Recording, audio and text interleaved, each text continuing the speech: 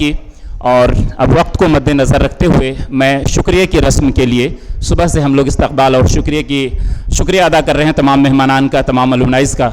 लेकिन बाकायदा शुक्रिया की रस्म के लिए मैं डॉक्टर नाज़िर हुसैन साहब को मदऊ करूँगा कि आप डायस पर आएँ और शुक्रिया की रस्म अदा करें।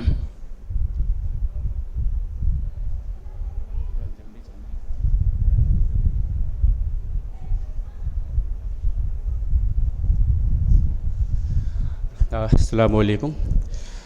इस एसोसिएशन का बहुत शुक्रिया कि इज़हार तशक्कुर की रस्म की अदायगी के लिए इस नाचीज़ का इंतखाब किया। दीगर तालिब इल्मों की तरह खाकसार का भी यही ख्वाब था कि मुलाजमत के बाद अपने पिछले इदारे, पिछले उस्ताद और पिछले जो साथी हैं उनसे जाकर मिलूं, अपनी गुज़श्ता यादों को ताज़ा करूं, उनसे बातें करूं।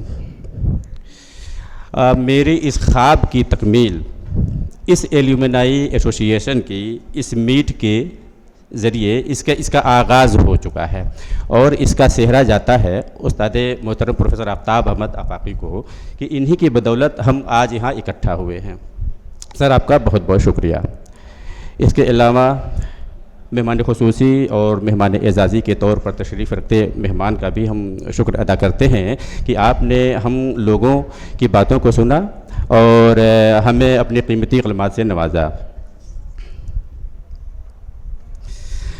वहीदुल्ला खां सईदी अंसार अहमद का भी शुक्रिया और इसके अलावा डॉक्टर आगा निहाल साहब का शुक्रिया, डॉक्टर रेशमा बाजी का शुक्रिया और शीरी नाज़पा का शुक्रिया।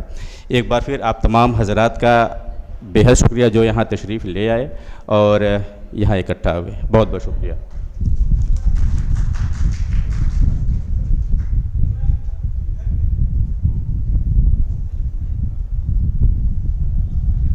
अलुमनाई एसोसिएशन के इस सेशन के इख्तिताम का उस्ताद मोहतरम की हिदायत के साथ ऐलान करता हूँ। अब तमामी हज़रात से गुजारिश है कि कुछ देर और आप इत्मीनान और सुकून के साथ बैठें, क्योंकि इसके बाद जी सर जी